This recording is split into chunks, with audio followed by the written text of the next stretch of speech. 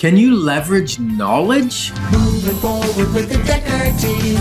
Moving forward together with the Decker team. We've created for you free. Well, we didn't create it for free, but we created access to over 503 free episodes of Life's Inside Track, where we share insider tips, we share real estate news, and even how to build wealth and how to make house home. And so we're grateful that we've been able to do that. And as we've done it, we're tapping into the very topic that we're talking about today. So true. And that's such a tongue twister. You did really good on that. 503 free episodes. Over 503. Excuse me. And that is a way to leverage our knowledge by going on our YouTube channel or listening to CHRI at 9:30 on Friday mornings and leverage the knowledge that we've spent. Well, we added it up. Yeah, come on. We added it up the other day. It's over $1 million we've spent on over 1.1 acquiring the knowledge that we have. Mm-hmm.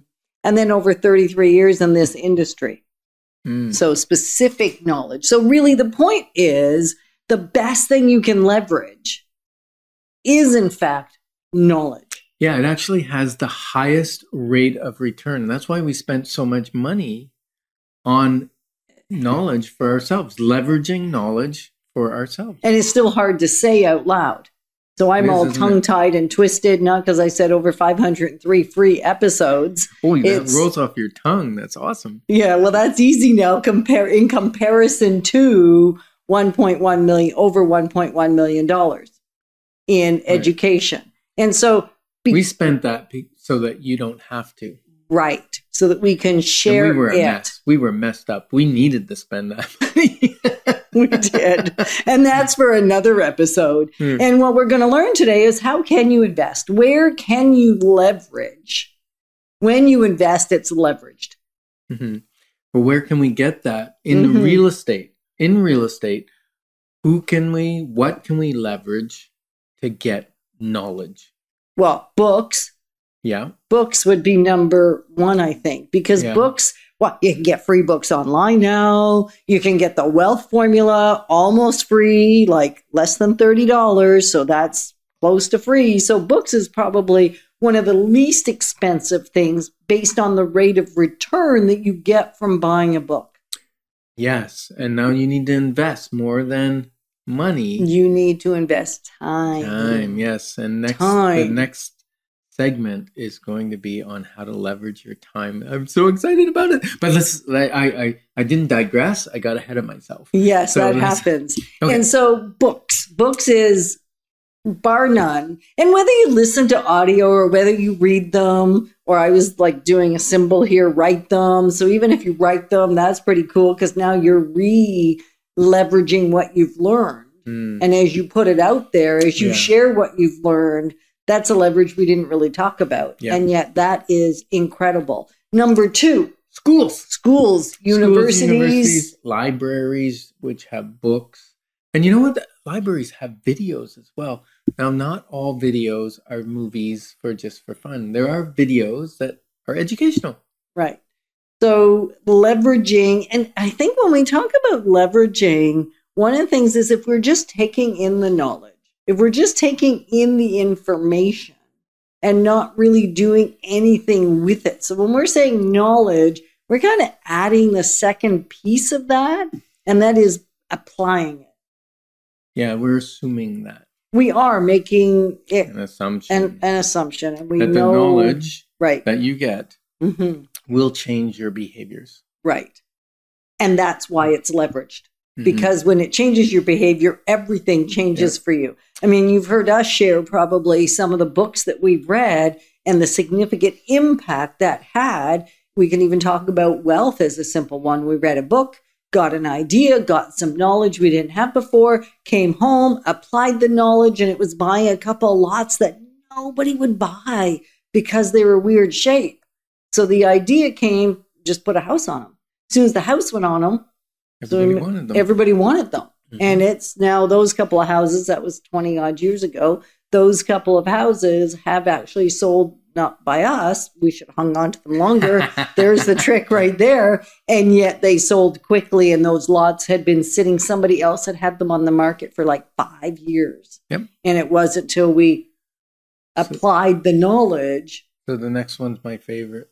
What is it? I know what it is. I know what it is, because if it's his favorite, it has to do with applying or investing in the knowledge of a professional, knowledgeable realtor that has some experience, not just knowledge. Yeah, experience in the area that you're interested in. Right.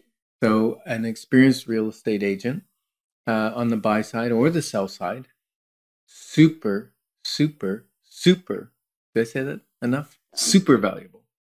So leverage the knowledge. Leverage the knowledge. And you Your can do 33 years of every day being absorbed in real estate. And you're like 27. Yeah.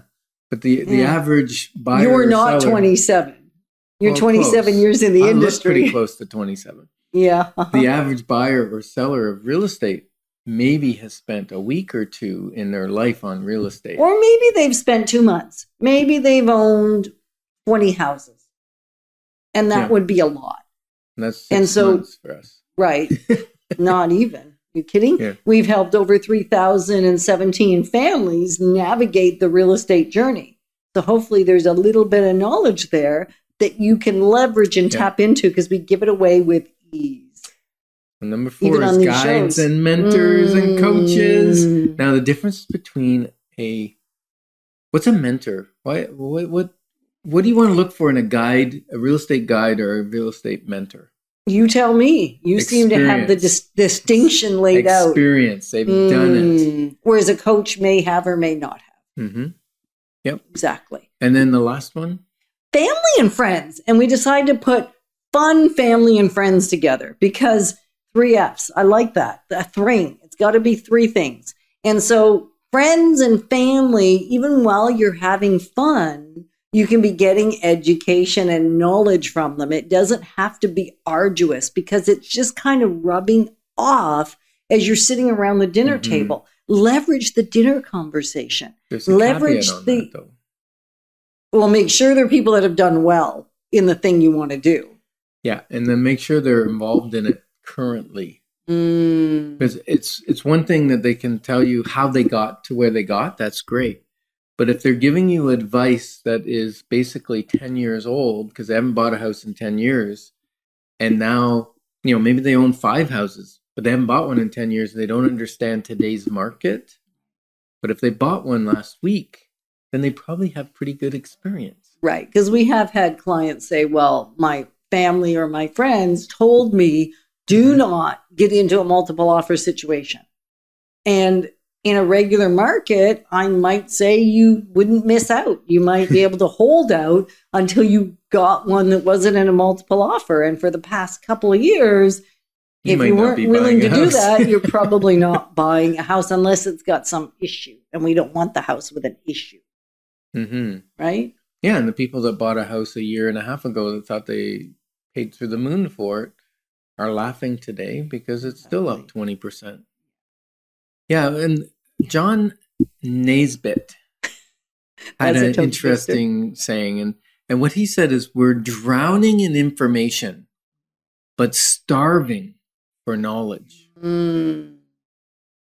Yeah, like, I forget the stat, but the information we are creating on a daily, weekly basis is like unbelievable.